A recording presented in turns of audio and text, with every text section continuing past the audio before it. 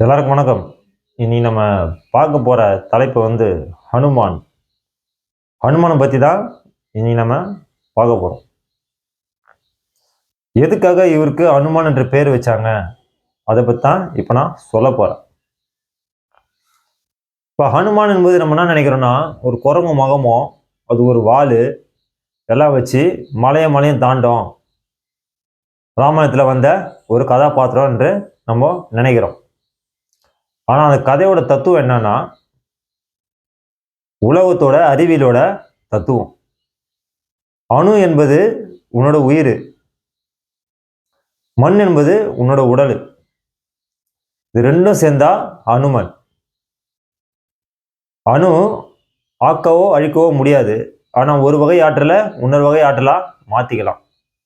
அணு என்பது வேற எதுவும் இல்லை, உன்னோட எண்ண அலைகள் தான் அணு. போட்டு மண்டையை போட்டு குழப்பிக்காதீங்க.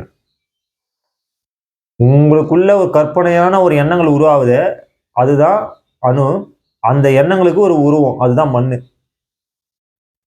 இப்போ உங்க உடம்புக்குள்ள ஒரு உயிர் இருக்கு. உங்க உயிர் என்ன பண்ணுது? ஏதாவது நினைச்சுக்கினே இருக்குது. அதுக்கேற்ற மாதிரி ஒரு வேலையை அது பண்ணிக்கினே இருக்கு. இந்த எண்ணங்கள் இல்லைன்னா டெத்து. அப்போ இந்த எண்ணங்கள் ஒண்ணு உருவாகிறதுனாலதான் உடல் சூடு ஒண்ணு உருவாகுது. அந்த எண்ணங்களுக்கு சூடு இருக்கு, குளிர்ச்சியா இருக்கு. இப்போ ஆசை சார்ந்த எண்ணங்கள், பற்று சார்ந்த எண்ணங்கள் வரும்போதெல்லாம் அவங்களுக்குலாம் உடம்பு குளிர்ச்சி ஆயிடும். துறவரம் எதுவுமே விரும்பாம, எதுவுமே எதை பத்தி நினைக்காம, இறைவனை பத்தி நினைச்சு ஒரே எண்ணமா நினைக்கும் போது உங்க எண்ணம் மண்டை சூடாகும்.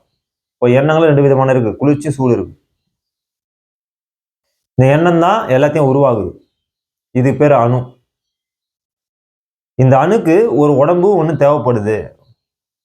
அப்போ வெளியே இந்த உடம்புன்னு வரும்போது அது 2வது குவாண்டம்குள்ள வருது. ஃபர்ஸ்ட் குவாண்டம் தலை, 2வது குவாண்டம் உடம்பு.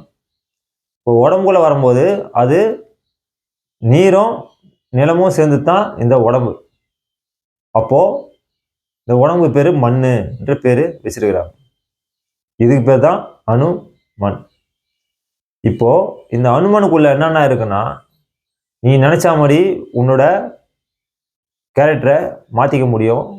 நீ நினைச்ச மாதிரி யோகத்தின் மூலியமா உன்னோட வாழ்விடத்தை அமைச்சிக்க முடியும். அதாவது மண் இருக்கிற வரைக்கும் இந்த உடம்புல எப்படி வேணா நீ நினைச்ச இடத்துக்கு போகலாம், நினைச்ச இடத்துக்கு வரலாம், எல்லா வேலையும் செய்யலாம். இந்த மண் இருக்கிற வரைக்கும் தான். இந்த மண்ணை விட்டுட்டு போச்சுன்னா உன்னோட ஆத்மாவை நினைச்ச இடத்துக்கு போக முடியாது, நினைச்ச இடத்துக்கு வர முடியாது. உன்னை அரெஸ்ட் பண்றோம் இந்த பிரபஞ்சம்.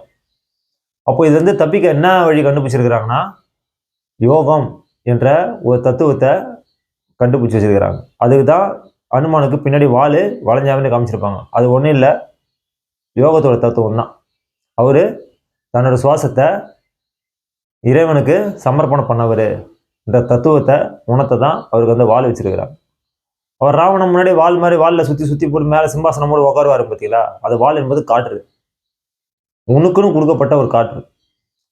அந்த காற்றை கண்டபடி விடாம தனக்கு ஏற்ற மாதிரி பயன்படுத்தி தனக்கு ஏற்ற மாதிரி அவர் வாழ்க்கையை வாழ ஆரம்பிச்சார்.